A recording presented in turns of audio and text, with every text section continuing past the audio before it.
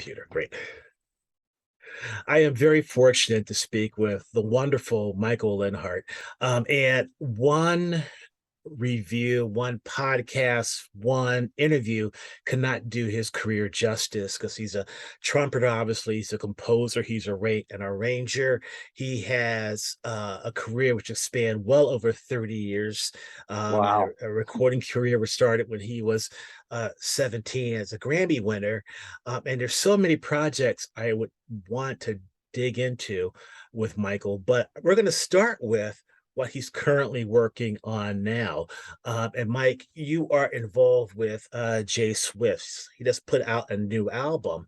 Right. You put out a Bonafide. collaborate album, Mhm. Bonafide. Tell me how that came about. So I had the residency at Jazz Standard with my orchestra, the 18-piece orchestra. And I had been planning out because we were doing monthly shows. I had planned out like, a couple months in advance. And I said, you know what I'm going to do? I'm going to do a Blue Note suite.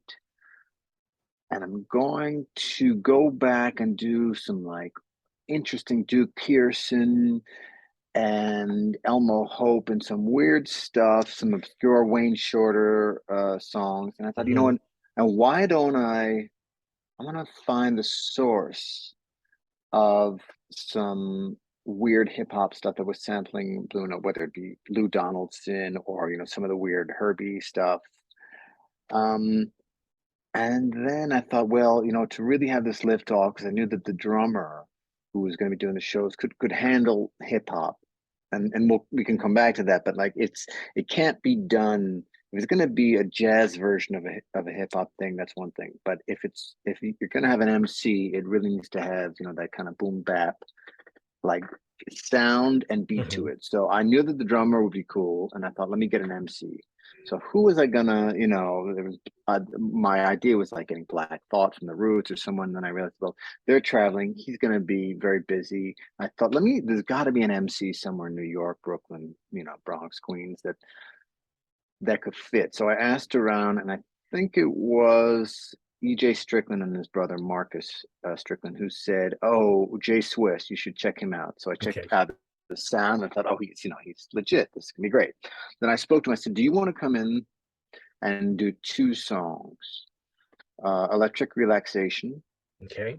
and Eric B. and Rakim, Untouchables?" And we talked about it, and it was cool because he said, "Well, yeah, why don't we? It sounds interesting. Why don't we talk more? Hmm. I want to hear what's going on." So we met, we hit it off. He rehearsed. I explained to him the vibe of it, and he said, "Oh, this sounds cool." And he knew that I was coming at it from an authentic hip hop standpoint, and that it was gonna sound the right way. So we did the first show. We both had a blast. We said, "Come back next month. We're going to do part two." Okay. After we did the second month, I said, "Well, why don't you just, if you're around, you have an open invitation to come back." And there was, I had in the book for the orchestra, there's like 60 songs, and one of them is David Axelrod's "The Edge," which Snoop and Dre did for next episode. So I said, "Well, you don't have to, it doesn't have to be like a museum piece. You could do your own verses on that on next episode." He said, "Yeah, great." So then we have that. There's Wu Tang. Now we have the two Blue Note. Anytime you're around, you want to come in, I will put a song that we do together in the set. And it just started happening. And it was just the way friendships and collaborations build. It was natural. And like we just wanted to do more stuff together. And then we So started writing the songs. was his first appearance on your orchestra album, was that the let me look that up. Was that the Painted Lady Suite, or was it the No, Swedish? he's not on Painted Lady because there's Okay. no vocals with words or anything. Okay. And then he wasn't on Sweet Extracts. He started, the first appearance was actually a weird A and B single that Sunnyside put out of the orchestra live at Jazz Standard with Yeah. Keon Harold. And Francois Alicante said, "Oh, this sounds so great. Can we release it?" I said, "Well, let me check out the mix." Because again, I don't want to release it if it's not, if it sounds kind of scholastic or doesn't have Right. the hit. And I checked it. I said, "No, this is cool. Let's release it." So the first release with the orchestra was actually that Electric Relaxation, the A side, Untouchables, B side. In the middle of this, he and I had started writing original music together. And I kind of knew it wasn't going to be the orchestra that it could be done with the orchestra. It was like, let's reduce the variables and let's just the two of us write some stuff Okay. involving my samplers and my horns and weird kind of stuff and beats and some Hmm. friends from the Daptone crew and Truth and Soul. And it was just, it's kind of like the way Dave Douglas had approached stuff, or the way even Quincy Jones had approached stuff, which is you have a lot of different projects and concepts and you figure out which lane it occupies, you know. Okay. Right. And I don't go into it with a preconceived notion. It's like I kind of get a sense, oh, this is going to be cool for the orchestra. Great. This is something for a small group of mine. This I don't know where it goes, so it goes into a B or C pile. And as I'm writing, it just kind of things become clearer. You know, they're like little paintings. So Okay. with Jay, I thought let's not try and force this into something with the orchestra. Let's just write great songs, Hmm. and that's how it developed. So the talk about the writing process then for the album you just did release with him, So we started off, I think it was the Bonafide. November and December of 2019. We started off with one song called On the Money. Okay. And we were working on that in person at my old studio. And we did his vocals together in the studio, and then I had them. And then January stuff started getting a little weird. February of 2020 stuff started getting really weird. Hmm. And then lockdown happened. And once we all kind of, came out of our madness, which I would say was, the initial 2 or 3 week, what the F is going on. I said, okay, we have these tracks, want to keep writing. So we'll FaceTime, we'll talk on the phone, and we had more ideas. And then I was just making beats when I wasn't with my wife and son, and just kind of trying to whatever buy Purell. Hmm. I I was making more beats and I was going into the tracks. So around April and May of 2020, it was a lot of back and forth, a lot of FaceTime, a lot of I'll work on the verse, you work on the chorus, or he would do lyrics and send it back to me. And usually it's back and forth. So it wouldn't be as nitty gritty as me saying, well, you should try this or it should be 6 bars. It's more conceptual. I give him the freedom to do the lyrics and I take the reign on the production. And then we start kind of sharing concepts, So you know. you're sharing concepts with regard to the lyrics. What about the music? How's that It's both. fleshing It's out? very collaborative. I mean, I don't. It's the same way that when I produced Fagan's Sunken Condos, people said, "Oh, did you write the lyrics?" I said, you don't write lyrics with Donald. I mean, it's like if he was stuck and I heard something egregious, then I would say something. If I thought there was, knowing him as well as I know him, if I thought that he was really missing something glaring, then I would say, "Hey, that caught my attention." But Hmm. it's a real sort of bedside manner where I'm giving him the freedom. He's First of all, he had most of it written. Second of all, it comes in and it's fully formed. Same thing with and we can get back to that. But with JSWISS, he's a real writer. Like he's a heavy writer. Hmm. So the producer in me says, I'm not gonna jerk around with this. If I hear something that doesn't feel right, or if I get a sense in my body like, well, that just doesn't make sense, or I know he can do better, then I'll say something. If I have a beat or a texture that doesn't feel like it hits hard enough, he would say, "Hey, can we make that hit harder?" And Okay. I wouldn't take it as rejection. I would go, "Cool, it's got to hit harder." And that's the collaborative process, you know. Right. Uh, so my first album of yours that I bought was I think it was Glub Glub Volume 11. And Oh yeah. then the second album I bought from you was Slow. Mm-hmm. And I still am captivated by Slow. But it seems like such a continent shift away from Glub Glub Volume 11. What you were doing though in terms of how you prepare songs or demos back then obviously has changed since from now back then from 2000. Actually, not. Really? Actually, not a lot. No, not a lot. That's the funny thing. That's when because I just found a whole bunch of sketches at my parents' apartment of recordings, demos, and I went, damn, it kind of hasn't changed that much. The concepts has, but the process has not. I'm a little more patient. I'm not quite as difficult on myself, but the process is the same. Like in terms of demoing, how do you mean demoing? Well, when I was younger, you put it down on tape, four or maybe a 4 track, and now you can Mm, go directly to Pro Tools. You can go directly to your Apple, whatever it is, yeah, and you have a demo or a finished product now. right. Okay, so I've always loved the finite structure of 4 track, 8 track, and I have a Tascam 424. You know, it's an 8 track.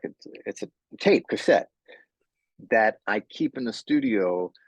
The sound is cool, but it's also the structure. It prevents me from going too far down the rabbit hole. Now I use Logic and some Pro Tools, but I always when I can catch myself going off the rails, I look at the machine, or I actually have. I mean, it's very nerdy, but I have a printout of a Tascam 388, which is a great machine, and I always loved recording with friends on that. And I look at it and I go, I'm missing the mark. I'm getting off the path here. It has Mhm. to be able to. I want it to be able to fit on 8 tracks. And with that concept, I go back to whatever DAW I'm working in. So when I can, and of course, I'm guilty of going too far and getting off the path from time to time. But I try not to get so deep into endless takes, and I'll edit later, or I'll tune it up later, or I'll do this later. It's like there's an architectural sense to all this where you're building something. Mhm. Now, if it's hip hop and it's groove oriented, you usually want to have the okay, that thing because it's a mess if you try and add it later.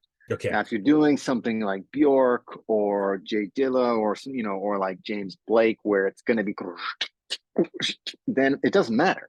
Right. You can start on top, in the middle, and the bottom. So each depends on the world you're living in. If you're working in a textural, where it's arrhythmic, Mhm. I will take out a Juno 60 or a Jupiter and you just go,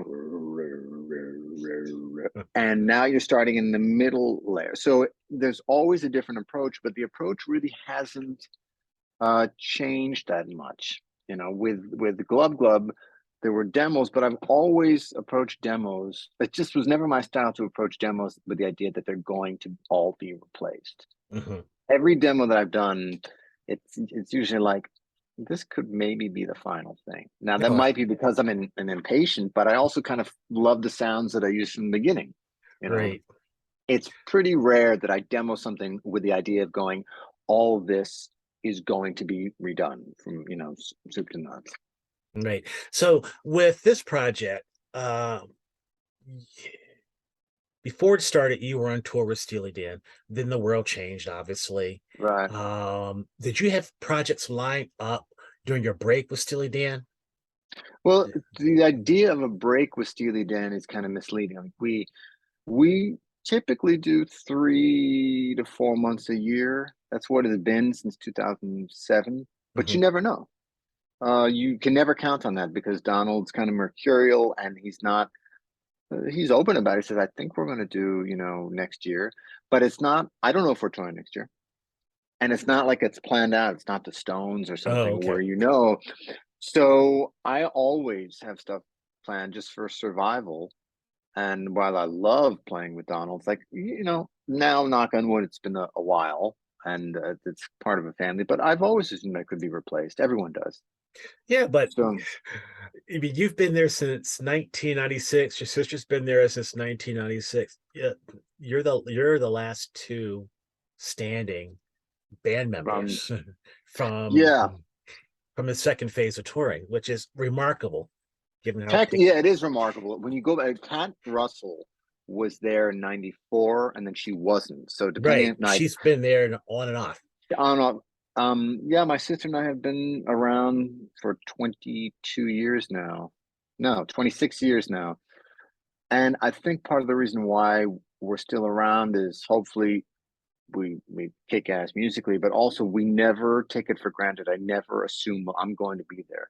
Mhm. People who have gotten, let's say, relieved of their duties were the ones who often were like, yeah, yeah, I got this, I got, and then you bring in a sort of it's overly cocky, or you're too comfortable and you start thinking about other stuff. You have to kind of be like an athlete on the edge where you're never sure what the play is going to be.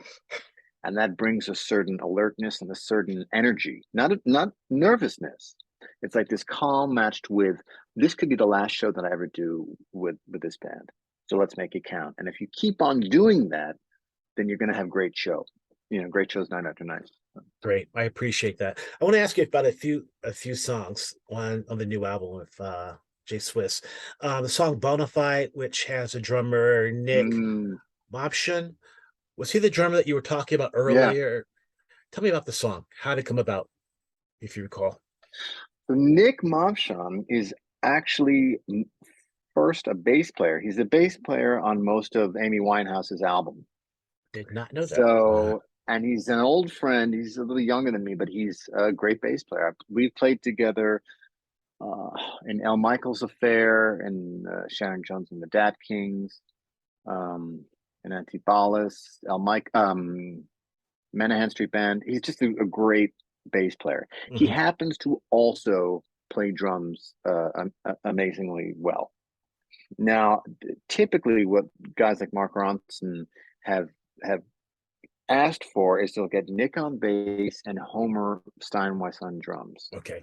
And those two have played together since they're in high school or even before.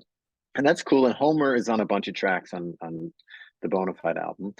And so is Nick.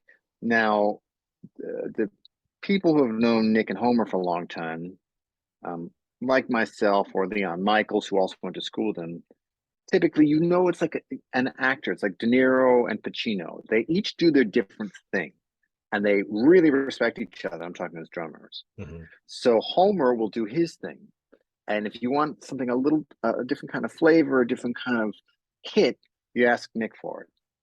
So I don't think of, because I play a lot of instruments, I don't really think of Nick as a bass player solely. It's like I think that his first language is bass, and then he Mhm. speaks drums fluently. Or maybe you hear a little accent when he speaks drums, the same way that my first instrument was trumpet, and it's also kind of piano because I don't have a lot of speed and dexterity, but harmonically I can sit there and it just goes all these places.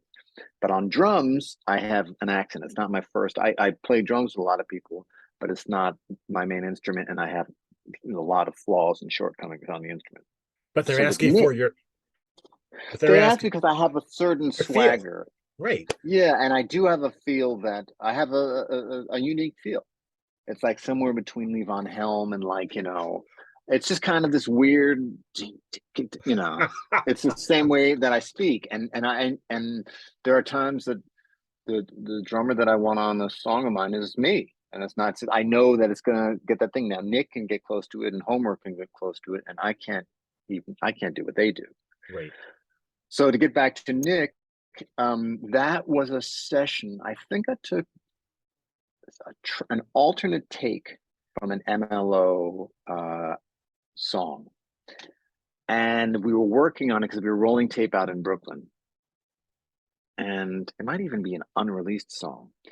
And during the pandemic, I was listening to the take, and I heard and I went, "Oh, this is cool." But there was a section where we stopped, so I moved. That took like 16 bars, and then edited the end section to it, and then I very speeded it up about 20%, so it Wow. starts to sound like Clyde Stubblefield. And the drums, the natural pitch of the drums and tone of the drums is kind of thick and thuddy, like kind of Al Green.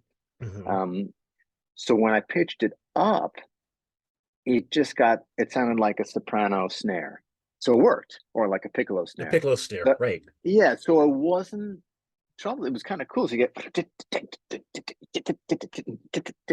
I'm like, oh, this is deep. Now I thought there are other ways of manipulating the drums so I keep the same pitch, but speed them up. But I thought, no, I like the idea of very speeding everything. So it's just my preference. And I kept on very speeding it up to the point where I got the tempo that I wanted, but it didn't sound like Mickey Mouse. And Interesting. there was a sweet spot where I went, "Oh man, this is great." And those are the drums on the song Bonafide. Great. And I Thank you. sent it to Nick. I said, "You're not going to believe this." I said, "Check this out," because he remembered playing it slower, and the groove wasn't on that take wasn't quite sitting right. but it was perfect for, speed it up. He sounds like superhuman. So yeah, Okay, yeah. so then the sound of Chase, which you have a guest trumpeter in, uh Mm-hmm. KN how Keon Keon Harold. Harold. Yeah. Yes, thank you. How did that come about? And why I use Keon? So Keon, there was a WBGO tribute to Fagan, maybe 2018. I might have the year Hmm. wrong, and they asked me to MC it, and Maceo was on the bill, Ah. and God, it was great. It was such a great. Patitucci was playing. I think Mm, I forget who was playing drums.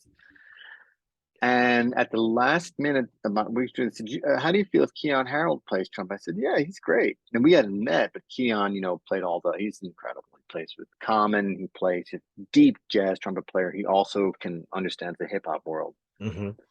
and plays with Snoop Dogg and like Robert Glasper. And he did all the trumpet stuff for the Miles Davis biopic with Don Cheadle.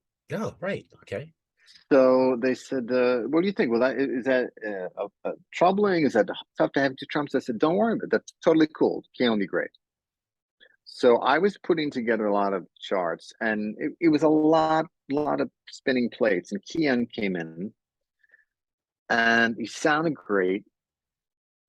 And more importantly, it was like there's this little dance that alpha trumpet players have, which is you can tell quickly whether you're going to work together or whether it's going to be combative. Okay. And I was playing lead on one song and he took the second part. It was cool. And then on another song, I said, "Hey, can you play lead on this?" Or maybe he said, "Oh, I'll play lead." And I said, "Cool." And it became very clear that neither one of us had a huge ego. And we were kind of just, it was easy to work. And I noted that I went, "This guy's okay. This is cool. Like, I like this." And then probably a year later, for the BGO, my orchestra did Toast of the Nation for BGO and NPR. Chris McBride's, Yeah, yeah, yeah, yeah. yeah. So Keon was the guest. I said, "Hey, Keon, we're going to do this. Do you want to come in and be the soloist?" And in a way, when I'm conducting, Mhm.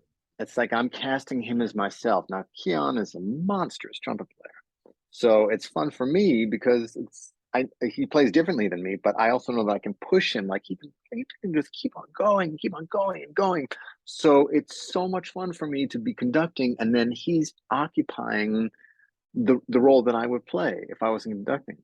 So this was like our second opportunity to work together, and he blew me away again. And just his playing, but also the attitude, like zero. Ah. He's a guy where, and hopefully, I've heard that I approach things like this, I hope I do forever. But I enjoy being a leader, and yet if you hire me to be a sideman, I can flip the switch and I will do what serves a greater purpose. Mhm. And I don't need to be an orchestrator. I don't need to be a conductor. And Keon had that same thing where I'm like, I know this guy can arrange.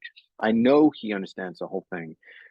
And he's willing to just serve the role of being the trumpet player, like Okay. an actor in a movie, and I'm the producer and director. So fast forward to work on stuff with JSWISS. I said, first, it's going to be nice to get other people involved in this. Keon's great. He understands like authentic hip hop, so he's not going to come and just go play so many notes that it's going to just put dampen out our fire. He understands how to do it. So, and he's a great producer in his own right. So I sent him tracks, and he sent me some things back, and he said, "Do you want to give me any direction?" I said, I not really. Just play. Hmm. Don't play in the first 16. Come in after, and you can play a lot at the end. And I trust your instincts. And if you need something, let me know. But I think you got it. So it was the same dance of like trust, and he just crushed it. So Amazing. yeah, So we're almost 30 minutes in. I want to be respectful of your time. May I ask a few more questions? sure. And I'm going to shift gears a little bit and talk about some of the projects you've been involved in as a player or producer. I'm going to start with 2001's Being Green by Donna Leonhart. Wow, deep cut. Yeah. How did that come about? Well, Tell me about. I forget how long I've known the singer. Is it can you remind Dana? Is that what's the spelling? I have Donna. Donna? Yeah. I have Donna. I think it's Donna. I think you know her. Anyway, um, yeah, lovely. I've known her for like a while, like at least. Um, so we were sitting in the kitchen. I had moved out. You know, I was, what year was it too? It was like late 99. So I was 25. Okay. And I was at their apartment or something. And my mom said, I think I want to record an album. I said, I think that's great. And then she said, maybe you and dad could produce it. My dad, Jay Leonhart. I said, well, now it's a little less great. I said, I think you need to, I said, knowing how this works, I think you need to ask yourself over the next 3 or 4 weeks, what's right for you.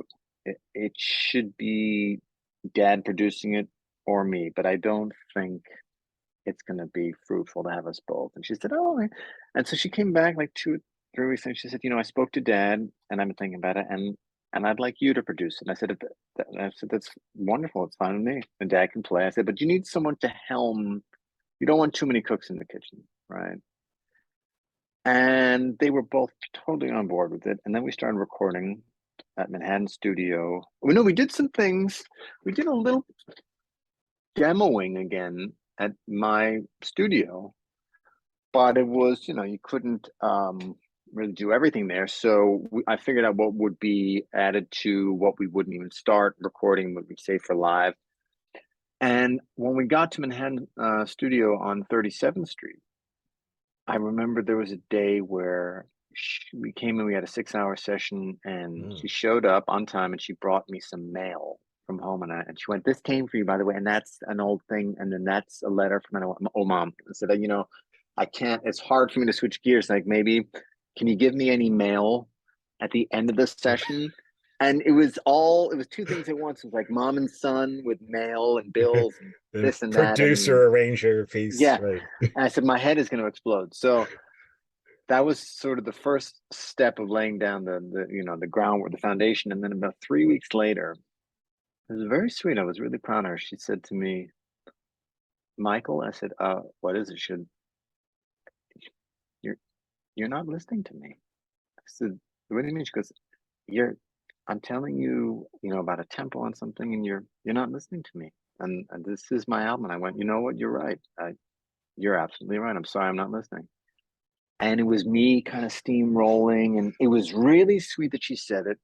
And once we had those two things in place, that don't give me mail from cousins and like bills from whatever, at the beginning of the session, and I will remember that this is your album, and I'm not just going to plow through it and do what I think is best for you, but I'm going to include you. Once we had that, woof, we started cooking, and it was great. And she sang her ass off on that. I mean, you have Chris Potter on bass clarinet. It's really like a sleeper album, and the It's fact a that she did it beautiful with, album. yeah, yeah, no one sings like her. She is so. When you talk about, I mean, I've produced a lot of singers. There are great singers who sometimes don't really sing authentically. Mm, It's not sincere. It's like, you feel like they're acting, or they're delivering the lyric in a way that they think they should, or they're interpreting the melody in a way that they think is cool. My mom just does what she just sings. right, right. And the older I get, I realize, oh my God, that is the secret sauce right there. Hmm. That's the secret to it. She has her vibrato from that's reminiscent of a certain era, the 50s and 60s, a certain style of American song, but she has little tells. Yet when she sings, it's her, the phrasing, the freedom. It's really remarkable. Okay, thank you for that. Yeah. So let's go to Two Against Nature 2000, Steely Dan. Mm. Your horn arrangements. What do you want to know? How that come about? I think Walter, Donald, and you did the first song, Gaslighting Abby, together. The rest were either you or Walt, or you or Donald, or both. Yeah, that's right. No, no, it was either. I think it was. Yeah, that's right. Walter. It would never be Walter and myself, Oh, because okay. it was always either myself, myself and Donald, or Donald, Walter, and myself. So we were probably 98, and they had been working on the album for 2 years already. Not nonstop, but like for 3 months, Wow. and we'd tour. Mhm.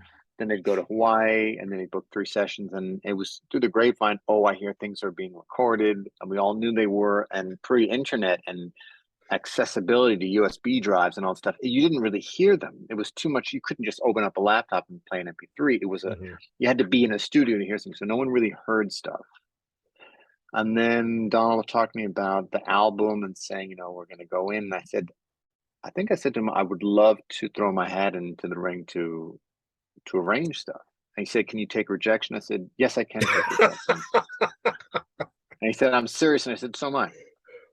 And once I told him that, it was like 3 weeks later, it's like, okay, I got some charts for you. I got some things to write horns on them. And then I went to River Sound, and Roger Nichols was there, and they had finished a long day of tracking, but we were having a session and I still have these cassette tapes somewhere of just rolling the songs, the Mhm. mixes to the board. And they said to Roger and an assistant, okay, we just record this. They're recording on a cassette tape. And we had an open 57, short 57 mic, and we were talking through ideas, all the stuff for Two Against Nature. And there was the Wurlitzer. So I was playing the Wurlitzer Mhm.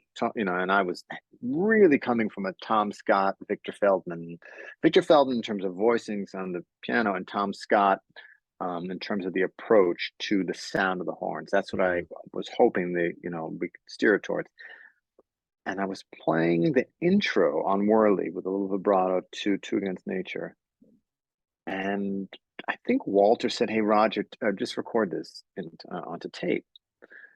And so I did like 2 or 3 intros, Mhm. just playing potential horn things and just comping. And they used it on the album. They said, that's great. Because it had that kind of, it was like Victor Feldman, there's just, or Herbie, the way the 13th to flat 13th, the kind of like that 70s approach to jazz and pop music, Mhm. where you would respect the chords, but just add the way Herbie did with Joni Mitchell, just add a little bit of style there and a little sauce there. And I knew we were recording it, but I was so young that I was like, this, in my mind, it was some weird zen where I was like, this is not gonna get used. So I may as well play whatever the fuck I want. And it was so free that it's like, this can't, no, they're not really, they're recording this for the, it's got to be for the horn. So I just did it, and I said, do it again. I said, yeah, cool. And then actually, when we started, what happened was when I came back 3 weeks later, I didn't remember this until now, it was still in the track. So I was like, why are we still hearing it? And I went, this is actually, we're gonna, and in my mind, I'm thinking we're gonna replace the intro with something, right? And then Walter was like, no, it's cool. I was like, I mean, it is cool, so all right. And as we kept on going, and I was preparing to write horns, he said, no, that's going to be Wurlitzer, what you played. Okay. I was like, so we don't really need horns in the beginning. He said, no, we'll keep that. I was like, all right. And that's how that happened. It was so surreal, and yet it was really organic. So, But the horns, I assume, were all mhm. done after the basic tracking, after the Yes. vocals. They were probably the last thing on for If not the last thing near, I mean, typically the it was, guitar, maybe. yeah, or maybe a little sweetening, a little song. Like we did a whole section, we did a whole session for Two Against Nature, and I think Gaslighting Abbey with 2 alto flutes and French horn. Mm. But there was an issue; it didn't get kept. They didn't keep it. Um, so they said there's an issue with the sound or something, or we're going to redo that. So let's bring everyone back. And I knew how much that would cost, like 6 hours of recording, 7 musicians, pay them all again, but we had to redo it. So we did another session without, I think, the alto flutes. Like I was thinking of a Mancini kind of Gil Hmm. Evans thing. And they liked it, but they said, no, it doesn't need the alto flutes, just trim it down. So we did 5 or 6 horns. So this was in the final three months of recording, and then Chris Potter would come in and he played. I was there when he played those solos, because it was in Mhm. between a horn session. And I think they said, come on by so that you could hear Chris play and see, and we can talk about in real time, does it need any more horns after the fact where Chris is playing? So Mm. it was like, it's very much, if you think of it like making a movie, it's like you have all the lead actors in, you have all this, any dialogue is fixed, and then at the end you figure out, do we need to reshoot anything, the small details? And then after that, it's editing it all together. So the horns, the rhythm section, I mean, you could typically do it all together, but the Steely Dan albums, you had that rhythm section, the 4 or 5 or 6 people, scratch vocal, maybe you can keep that vocal. And then depending on the song, it would either be Donald finalizing his lead vocal or Mhm. bringing or having a better lead vocal that's mostly scratch. You get the background vocals in that are final. And Mhm. now he's able to go, well, I want to shimmy it this way. So now you have final vocals and lead vocal. And then right around there, the horns are being written and you lay in the horns, at the end. Okay, great. Two more Yeah. albums. Your album's Slow. Hmm. How did that come about? How long did the process take? That was with John Harrington. So he and I got together a lot. And it was really like I had found someone that I could make a duo album with, Mhm. which I didn't think I would ever want to do because even though I was very young, I knew that I didn't like when people overplayed. So I didn't have a desire to be with a great pianist or guitar player that would just play tons of notes. I wanted someone that would really, it would be this intimate, minimalist thing in ways. And then John, who was such a facile mind, Mm. I said, there are going to be a couple tracks where I not completely do it. Like there's some elements of pre-recording. The Mancini thing, I wanted to give him a chance to layer it. And he said, oh, that's great. And so he was on board with the two different uh, directions. And Mhm. as I'm talking to you, I realized that it's not that far apart from the album that my dad did with Joe Beck called There's Gonna Be Trouble, Hmm. which is Okay. half it's a gorgeous album. Joe Beck on guitar and my dad on bass and singing. And half the album, maybe a little more, is just that unit live. And Mhm. the other half is like my dad with his Juno 60, I think, or Juno 106, I forget.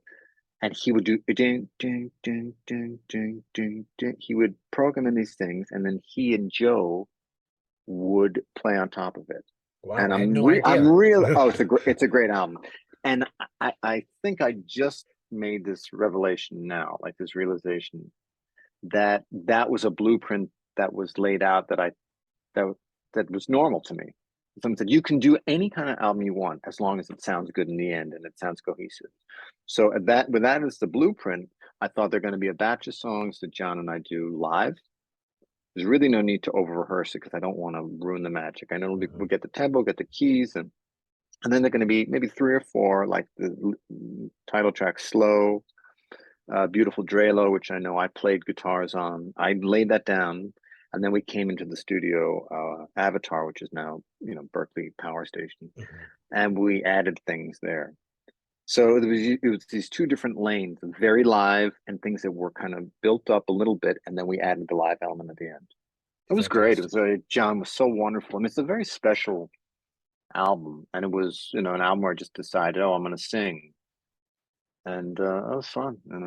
Yeah, it's a wonderful album, and there's so many other great albums that you've done, and I wanted to talk about. But the final album is Jamie Leonhart's first solo album, Forward Motion. Yeah, yeah. How did that happen? Now, remind me how you spell the first name. J. Is she Uh, related to Dan? Is she related to I Dana? think she's Donna? related to you and your son. I think you've known her for a while. Now, the woman who came in and helped with the setup for Yeah, I this. think she looks familiar because I saw Okay. her live with the Brooklyn Run Fund Orchestra in middle of Illinois a few years ago, Wow. and So, Steely Dan. so that how did that album, or how was I given the opportunity to Given the produce that? opportunity to produce it, and what do you remember from it? I was producing her album before we really fell in love. It was an EP, and I realized in the middle of producing, I was like, this woman is so beautiful and so electric and so like just oozes life and creativity.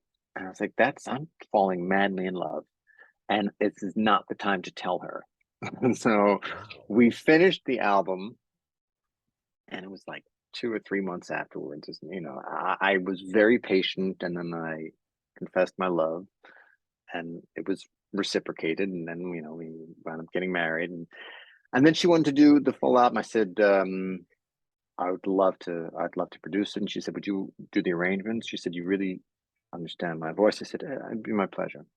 And for her, it's like painting, around. It's producing, but it's also orchestrating. So you're talking about forward motion and not the truth about suffering, right? Yes, forward motion. Yeah, forward motion. I think we did the basic tracking out at a studio in Brooklyn, Oliver, whose daughter is actually the singer King Princess. Like, it talked about how small, that singer, Uh-huh. um, Oliver. It's not, I forget his last name, but has a great studio with Mellotrons and lots of old Oh, thanks. Ludwig and Slinger, and great. I think it was a Neve board, and we did the tracking out there, and then did some sweetening strings at my studio. And it was just, there was two out. I always think of The Truth About Suffering, which I believe might have used a couple songs from the Forward Motion album, because there was an EP, there was the Area EP that we did, then Forward Motion, and then The Truth About Suffering. So I mean, Jamie is a poet. She's so tuned in to lyrics and the meaning of them and language, that in the same way that my mother sings very naturally and doesn't really think about lyrics, and it comes out just authentically, Jamie, you understand that she gets the meaning of a lyric in a way that many singers just miss. They kind of, sometimes you wonder, do you really understand what you're singing, or are you Mhm. just kind of singing? And Jamie, whether it's her original lyrics or her own, she was an English major. So she is so in awe of language and the power of nuance and subtlety, that's kind of her secret weapon. So, Oh, wonderful. And you mentioned the truth about suffering. I think I own that. I have to go look for it. But thank you for this. yeah. And anything else you want to add before Well, we wrap up? there's a new one. Jamie has The Uh, Illusion of Blue, yeah, which has taken a while to complete, but wow, that's gorgeous. I mean, we'll get you a copy of it too, because that's the new one that's coming out in bits and pieces, and it's likely going to come out as part one and part two, wow. because conceptually, it's like there are these 6 songs that have some covers. Elvis Costello is on part of it, doing What's So Funny About Peace, Love, and Understanding, and then there are a lot of original songs that Jamie did. So she's very careful about curating how she puts together these things. Wonderful. You know, Well, I certainly appreciate your time. Anything else you want to add? no, I mean, there's always it's fascinating to have these different projects, because the orchestra finished the third album, and we didn't even Right. scratch the surface of the Norman Suite, Yes. Yeah. which the Oh, third that MLO album. and that was one of my mid-year picks for best, one of my favorite jazz albums of the year so far. Wow. And the concept too of with their dog pass. I love that album. That's just a wonderful album. Yeah, that's such a special. I mean, that's a profound album for me, because uh, it's, yes, it's about the dog dying, Mhm. but it's about more than that. It's about like selfishness versus actually taking care of something or someone else. It's about loneliness. It's about solitude, mortality. I mean, you get a dog, and you know that the likelihood of you living longer than the dog is high. Mhm. And it's not that I didn't understand that, but this dog, Norman, a female dachshund, was like with me for all these sessions, and became this constant companion, and was such a barometer for understanding the mindset of artists I was working with. Mhm. Some people, we do 3 hours. I mean, a story I've told many times is we would do a 3 hour session. And at a given point, I'd say to the singer, I'd say, you know what, let's take a little break. I have to walk Norm around the block. And they'd say, well, can't she wait? And I said, well, no. I mean, it's been 3 hours. It's, well, oh, I want to do something. I'd say, yeah, we can do it. We can do it when I come back. I go, wow, this person is really not understanding anything outside their own universe. Or you go outside and I'm following this little dog who's been patiently sitting in the studio, like, grooving, looking over. And when we go outside, it's that dog's time. Right. And sometimes the people I'd be with would trip over the dog, like step on God. her, trying to get back to work. And I'm going, you're stepping on my dog. And I was like, she's an incredible asset to understand the person I'm The with. person. Yep. They're great And, barometers of people. yes. And also for myself, like when she died, it was almost like giving up. It was a weird thing. It was like when I quit smoking cigarettes, there was an emptiness and a hollowness, like, what do you do now? And over time I realized what you do is the dog is gone. It's the emotion around it of wanting to be very in the moment, of wanting to just take care of something and not worry about what just happened 5 minutes ago or it's going to happen 10 minutes. You're with the dog. Is the dog going to pee? Or going to poop? Does the dog need something to eat? Is the dog, and the dogs are perpetually in the moment. And that's what I loved about being with her. And that carries over, to every day. Man, I have this little Picasso tattoo of the dog, and it's just like a little reminder of it's it's a mindset of being a parent or of taking care of something else or someone else. And she Being was, present. yeah. So the album, I knew it had to be huge because it couldn't be sloppy, it couldn't be thrown together. And also, I felt like I was putting myself on a limb by writing about a dog. And that's kind of, well, who is that? Very saccharine. And at some point I said, it doesn't matter. This is important for me and for the family. And man, was it. So Yeah, it's a wonderful project. I love the album, and I love your work with JSWISS. And thank you. I thank really you. appreciate your time. Likewise, thank you for asking me. Anytime, Great. we could do a part two. So, Well, with your career, it will take a lot more parts, but I'll certainly reach out to your publicist for your next release. So, great. Michael, thank you. You take care of yourself. You too. Be well. Bye. Good luck.